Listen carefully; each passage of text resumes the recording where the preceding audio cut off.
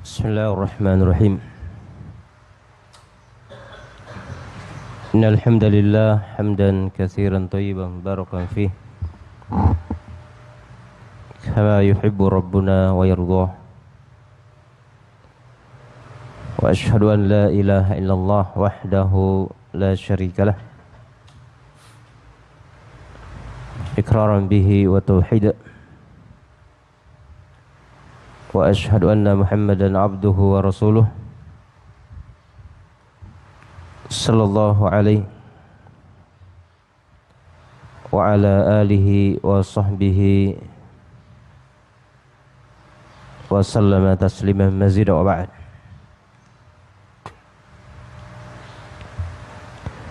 Ayuhal ikhwah wal abna wal ahibba, a'azzanallahu wa iyyakum. Alhamdulillah, Allah subhanahu wa ta'ala masih menakdirkan kita untuk bisa memasuki hari yang kelima dari bulan Ramadan tahun 1445 Hijriah. Insyaallah di pertemuan kita di kesempatan kali ini kita akan membacakan beberapa nasihat dari para ulama kita terkait dengan adab-adab seorang talib, seorang murid bersama gurunya, bersama muallimnya atau bersama ustadz dan ustadzahnya. Karena betapa pentingnya adab ini sampai para ulama kita, mereka sebelum mempelajari ilmu terlebih dahulu mempelajari adab. Karena ilmu tanpa adab itu tidak ada manfaatnya. Sehingga kadang-kadang ada orang yang dari sisi ilmu, punya pemahaman, banyak hafalannya, namun karena tidak beradab maka dia akan dihinakan di hadapan manusia. Ke sebelah juga ini, terdengar ke sebelah Putri.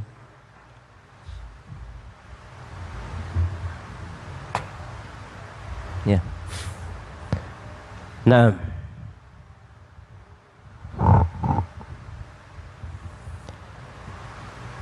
jadi para ulama kita seperti Ibnu Mubarak, jadi Abdullah Ibnu Mubarak 30 tahun sebelum mempelajari ilmu, beliau terlebih dahulu mempelajari adab. Nah, dan orang tua di zaman dulu sebelum mereka mengirim anak-anak mereka untuk belajar, untuk talaqi ilmu, terlebih dahulu mereka mengirim anak-anaknya ke para muaddib, para pendidik, para pengajar tentang adab-adab. Nah, maka pada poin yang pertama ini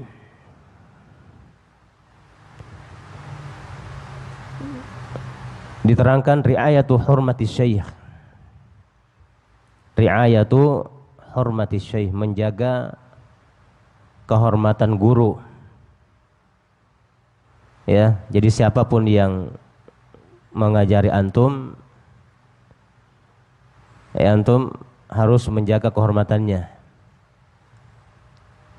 Jangan melecehkan ataukah merendahkan dia, jangan memberikan gelar-gelar yang tidak bagus ataukah menyebut namanya dengan nama-nama yang kurang bagus. Ya, Anda atau antum yang harus menjaga kehormatannya.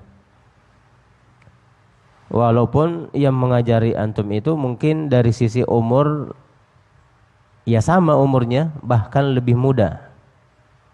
Ya, bahkan lebih muda. Nah, karena memang ilmu agama ini, untuk sempurnanya ilmu, kita jangan hanya mengambil dari yang lebih tinggi dari kita, namun kita juga mengambil dari yang selevel dengan kita, bahkan yang lebih rendah dari kita. Nah, ini sebagaimana kebiasaan para ulama seperti itu. Jadi mereka belajar dari orang yang lebih tinggi, belajar dari orang yang selevel dengannya, bahkan belajar dari orang yang lebih rendah darinya. Seperti Imam Malik. Ya, Imam Malik rahimahullah pernah berkata kepada muridnya Imam Syafi'i, "Antum a'lamul haditha minni, fa idza alimtumul haditha fa'alimni." Imam Malik mengatakan kepada Imam Syafi'i, antum itu lebih paham dan lebih tahu hadis dari aku. Jika antum paham hadis atau mengetahui satu hadis, maka ajarkan kepadaku. Nah, ini. Jadi riayatu hurmati syekh, menjaga kehormatan guru. Hadir semua aja nih. Hah? Mana Jauzi? Siapa lagi?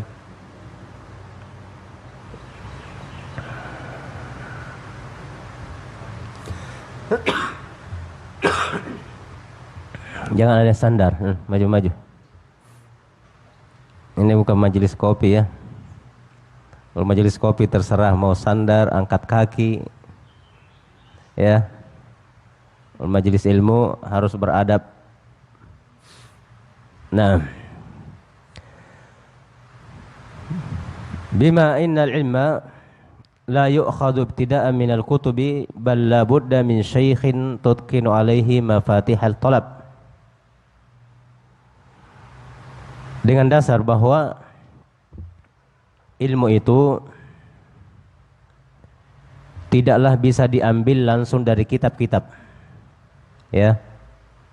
Jadi kita yang namanya pelajar itu tidak bisa langsung mengambil ilmu dari kitab tanpa dibimbing, ya, tidak mungkin.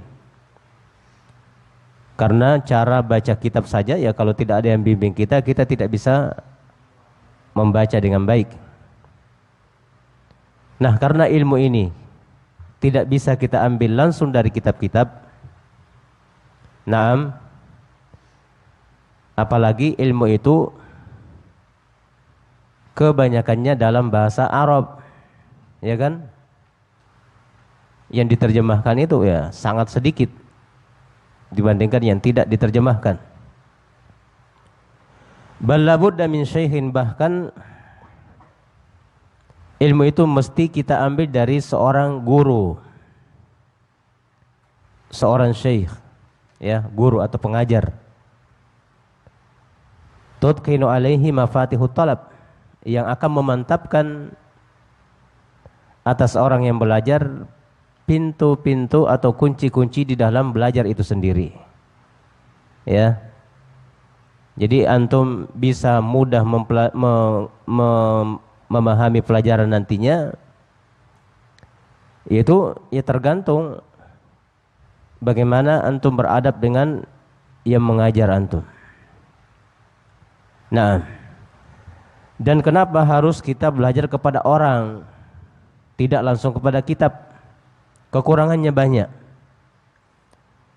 Kalau kita langsung belajar dari kitab, ketika kita tidak paham kan kita tidak bisa tanya kitabnya itu, apa maksudmu? Kalimatmu begini, kan tidak bisa. Tapi kalau kita belajar kepada orang, kepada seorang guru, ketika kita tidak paham, kita bisa bertanya kepadanya. Ustadz, apa maksud antum berkata seperti ini, ya kan? Nah, itu kalau belajar kepada orang. Tapi kalau belajar kepada kitab, kapan kita membaca kalimat lalu kita tidak paham, kita tidak bisa menanya kitab itu, apa maksudmu seperti ini. Dan untuk apa kita belajar dari seorang guru? Tidak langsung dengan kitab-kitab, lita'mana minal athari wazzalal, agar kita bisa aman dari ketergelinciran. Ya, aman dari ketergelinciran, kesalahan. Nah, banyak orang mengandalkan hanya dengan kepintaran mereka dalam bahasa,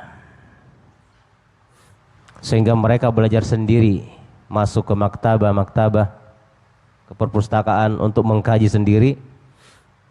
Akhirnya ujungnya mereka banyak menyimpulkan sendiri, ya, menyimpulkan sendiri, dan bahkan berani membantah para ulama besar.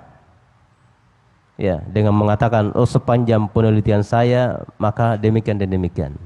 Sepanjang penelitian. Jadi ternyata belajar untuk meneliti, bukan untuk memahami. Ya, ini kurang adab. Dan ini terjadi seperti ini. Mengandalkan kitab dan tidak yang belajar ke seorang guru. Akhirnya terjatuh dalam az-zalal, ketergelinciran. Fa'alaika idzan bitahalli bi riayati hurmati, maka wajib bagimu bila demikian berhias dengan menjaga kehormatan gurumu, ya. Berarti wajib bagi Anda atau antum berhias dengan menjaga kehormatan guru, ya. Kehormatan guru, kehormatan pengajar. Naam. Fa inna dzalika unwanun najahi wal falahi wat tahsili wat taufiq, karena itu merupakan tanda Anda beruntung, Anda akan berhasil dan Anda mendapatkan taufik. Nah, jangan sebutkan kejelekan guru atau pengajar antum, ya. Walaupun mungkin hanya ingin bercanda, tapi ada kekurangan yang ada pada guru itu yang antum sebutkan, yang mengandung makna antum merendahkannya, ya. Nah, sehingga antum tidak akan beruntung dan tidak akan mendapatkan taufik. Nah, falyakun syaikhuka mahallu ijlalin minka, maka jadikanlah gurumu itu sebagai orang yang kamu muliakan, ya. Jadikanlah gurumu sebagai orang yang kamu muliakan, wa ikramu wa takdiru wa talattufin, menghormatinya, mendudukkan pada posisinya yang sebenarnya, dan talattuf, berlemah lembut kepadanya, ya. Jangan kasar kepadanya, ngomong dengannya ya dengan kata-kata yang kasar, jangan. Fakhudh bi majami'il adabi ma'a syaikhin fi julusika ma'ahu, maka ambillah kumpulan-kumpulan adab bersama gurumu ketika kamu duduk bersamanya, ya, ketika kamu duduk bersamanya. Wa tahaddutsu fihi ilaihi, dan ketika berbicara kepadanya, ketika berbicara kepadanya. Wa husnus su'ali wal istima', dan bagus di dalam bertanya. Jadi kalau bertanya, ya bertanya dengan pertanyaan yang bagus. Karena ada orang bertanya hanya ingin menjatuhkan, ya. Jadi orang bertanya itu tidak semuanya bertanya karena ingin jawaban. Ada orang bertanya karena ingin menjatuhkan. Ada orang bertanya karena ingin menguji, ya, menguji keilmuan orang yang ditanya. Ada juga bertanya karena memang ingin bimbingan, ya. Nah, maka termasuk adab seorang bertanya kepada pengajarnya atau gurunya adalah dia bertanya karena memang ingin dibimbing, ya, ingin pemahaman, bukan karena ingin menguji gurunya, ingin tahu, oh seberapa dalam ilmu guru saya ini, Akhirnya ditanya terus, ya, sampai gurunya tidak bisa menjawab, ya kan? Ataukah ingin merendahkan gurunya? Ini jangan, dihindari dan dijauhi perkara seperti ini. Wal istima', demikian pula bagus di dalam mendengar, menyimak. Ya. Bagus di dalam mendengar ataukah menyimak. Nah, kadang-kadang ada perkara yang membuat murid itu tidak konsentrasi mendengar. Ya. Biasanya kalau ada bunyi-bunyi di luar, ya, itu mengganggu konsentrasi dia. Dan ini bisa dilihat ketika murid itu banyak menoleh, ya kan? Banyak menoleh kiri kanan, lihat kiri kanan ataukah melihat ke belakang dan sebagainya. Ini menunjukkan bahwa kurang adab di dalam mendengar. Wa husnil adabi fi tasaffuhil kitab. Wa husnil adabi fi tasaffuhi alkitab amamahu wa ma'al kitab. Dan juga bagus adabnya ketika membuka kitab. Ya, termasuk membuka kitab. Jadi jangan bunyi kertasnya itu, ya, sampai terdengar ke ustadznya. Apa? Pokoknya cara membuka kitabnya itu sampai keras, ya. Ini sampai yang seperti ini pun diterangkan oleh para ulama, itu menunjukkan adab, ya. Mengatur meja juga jangan dengan apa? Menyeret mejanya ataukah angkat meja baru dijatuhkan, ya. Nah, dengan lemah lembut, ya, membuka kitab dengan halus, ya, dengan lemah lembut. Naam, meja juga demikian, jangan diseret ataukah diangkat, tapi ketika diletakkan, ya, seolah-olah dihantamkan atau dibuang. Naam. Wa ma'al kitab, juga bersama kitab. Kitab itu dimuliakan. Jangan ditekuk, ya. Bukunya jangan digulung-gulung. Seperti mau dibikin apa? Pembungkus kacang. Padahal di situ ada ilmu. Ya kan? Ada catatannya di sini, catatan ilmu. Catatan yang dia catat tadi ketika taklim ada. Setelah itu dia gulung. Seperti mau dibuat apa? Pembungkus kacang, ya kan? Ini tidak memuliakan ilmu. Ya, tidak memuliakan ilmu. Dan ilmu itu yakin tidak akan masuk, ya, ke dalam hati kalau orang yang mempelajarinya tidak beradab dengannya. Kita beradab saja dengan ilmu, ilmu itu tidak akan masuk semuanya, apalagi tidak beradab. Nah, ataukah kitabnya dilipat-lipat, ya kan? Ataukah ditulisi dengan tulisan-tulisan yang lain-lain, bukan sebagai tambahan penjelasan, tapi ya banyak tulisan-tulisan di situ yang tidak ada hubungannya dengan kitab. Ya, mungkin di situ ditulis tentang isi hatinya atau apanya, ya, sehingga dijadikan sebagai buku memori, ya. Atau bahkan digambar di kitabnya, gambar dengan gambar-gambar yang tidak layak. Ini juga tidak pantas, ya. Kitab itu isinya adalah ilmu, harus dimuliakan. Naam, jangan disimpan sembarangan, ya. Setelah belajar, ya, disimpan di tempat yang aman, jangan sampai, ya, diinjak ataukah diduduki atau yang lain-lainnya. Wa tarki tatawuli, dan meninggalkan tatawul. Tatawul itu bisa bermakna sombong, congkak. Tinggalkanlah sifat sombong di hadapan gurumu, ya. Mungkin gurumu atau pengajarmu mengajarkan sesuatu yang kamu sudah tahu, kamu sudah paham, sehingga muncul rasa sombong. Oh, saya tahu juga itu, ya. Saya sudah pelajari itu, saya sudah hafal itu. Akhirnya ini membuat antum tidak konsentrasi mendengar.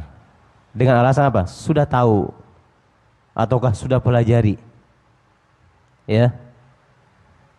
Nah, dan itu kadang-kadang terjadi.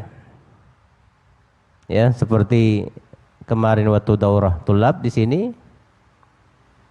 pembahasan tentang pembatal-pembatal puasa, ada dari pondok-pondok lain disuruh naik ikut belajar. Apa alasannya? Saya sudah tahu itu. Sudah kupelajari ya di pondokku. Nah, sudah tahu pembatal-pembatal puasa ini nih. Ini kan termasuk bentuk kesombongan. Ya. Merasa sudah paham, sudah tidak butuh lagi. Wal mumarah, dan juga meninggalkan mumarah amamahu, berdebat di depan guru. Jangan berdebat. Jadi ilmu itu untuk dipahami, untuk diyakini dan untuk diamalkan, bukan untuk diperdebatkan.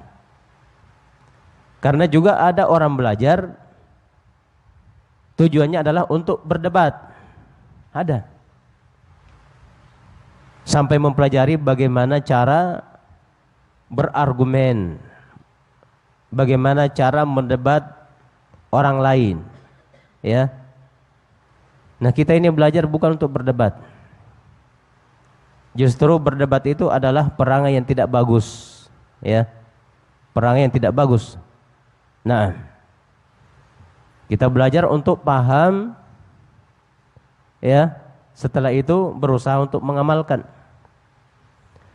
Wa adamut taqaddumi alaihi bikalam, dan jangan mendahului pengajar atau ustadz dalam berbicara. Ya. Jangan mendahului. Ketika gurunya ngomong, ya, dia mendahulinya. Aul masir, ataukah berjalan. Gurunya atau ustadznya berjalan, dilombai. Ya. Ini yang kecil-kecil sering ini, ya. Yang kecil-kecil sering, apalagi kalau habis asar, ya, mau turun, berlomba. Nah. Pelan-pelan saja. Ini termasuk adab. Ketika gurunya berjalan, jangan didahului. Ya. Sabar di belakang. Nah. Jangan dilombai gurunya. Iktsaril kalam indahu, ataukah banyak ngomong di depan guru. Banyak ngomong. Ya. Nah, banyak ngomong di depan guru sehingga seolah-olah dia lebih pintar dari gurunya. Nah, tanpa dia sadari bahwa ini bukanlah adab. Ya. Au mudakhalatihi fi hadithihi, ataukah masuk dalam pembicaraan guru. yakni guru lagi ngomong kemudian dia codok. Tahu codok kan? Ya. Nah, ikut ngomong. Nah, itu juga tidak adab. Gurunya lagi ngobrol, ustadznya lagi ngobrol, nah, dia codok. Nah, audarsihi bikalami mink, ataukah di dalam pelajarannya, ya. Sementara mengajar ada yang ngomong apakah dengan protes atau yang lainnya, yang seharusnya kalau ada perkara yang ingin diluruskan ataukah ingin ditanyakan, jangan di tengah-tengah pelajaran, tapi nanti setelah selesai pelajaran. Ya. Nanti selesai pelajaran barulah ditanyakan. Kalau ada yang membawa muskilah, permasalahan, jangan di tengah-tengah pelajaran langsung dipotong. Ya. Lihat kalau di majelis-majelis umum, di majelis-majelis orang awam, ya, itu baru ngomong biasanya orang itu sudah ada yang bantah, ya kan? Karena memang majelisnya bukan majelis ilmu, bukan majelis beradab. Apalagi majelisnya memang bantah-bantahan, ya kan? Baru ngomong 2 kata sudah ada yang bantah. Padahal kalau dalam hal ilmu itu tidak boleh. Ya. Kalau ada yang mesti diluruskan, tunggu dulu, ya. tunggu sampai selesai ustadz itu menyampaikan permasalahan yang ingin disampaikan. Kalau ternyata setelah selesai disampaikan ada muskilah, ya baru ditanyakan. Nah, ini belum disampaikan kesimpulan, ya sudah membantah. Naam. Awil ilhah alaihi fi jawabin, ataukah merengek-rengek minta dijawab pertanyaannya. Ya. Apalagi mungkin pertanyaan itu banyak, kan biasa kalau ada daurah-daurah itu kan pertanyaan banyak. Yang kemungkinan besar tidak semua pertanyaan bisa dijawab atau bisa terjawab. Ya. Kemudian merengek-rengek supaya pertanyaannya dijawab. Nah, ini juga adalah sikap yang menunjukkan kurang beradab. Ya. Pengennya pertanyaan dia yang dijawab, yang lain tidak usah. Nah, mutajanniban al-iktsara minas su'al, menjauhi sikap banyak-banyak bertanya. Ya, menjauhi sikap banyak-banyak bertanya. Nah, karena termasuk perkara yang membuat Bani Israel ya dilaknat oleh Allah Subhanahu wa taala, kasratu masailihim ala anbiyaihim, karena mereka terlalu banyak bertanya kepada para nabi mereka. Ingat kisah Bani Israel ketika diperintah oleh Allah melalui Nabiullah Musa alaihissalam untuk menyembelih sapi, ya kan? Dalam surah Al-Baqarah ada kisahnya, disuruh menyembelih sapi. Mereka tanya, sapi yang bagaimana? Ya, yang muda atau yang tua? Setelah dijawab, yang warna apa? Warna apa bulunya? Ya. Intinya mereka tidak mau. Ya. Jadi mereka bertanya dengan pertanyaan yang banyak bukan untuk terbimbing, akan tetapi untuk menjauhi perintah tersebut supaya jangan diamalkan oleh mereka. Ya. Sama kalau ada orang yang disuruh, kamu tutup auratmu. Pakai apa?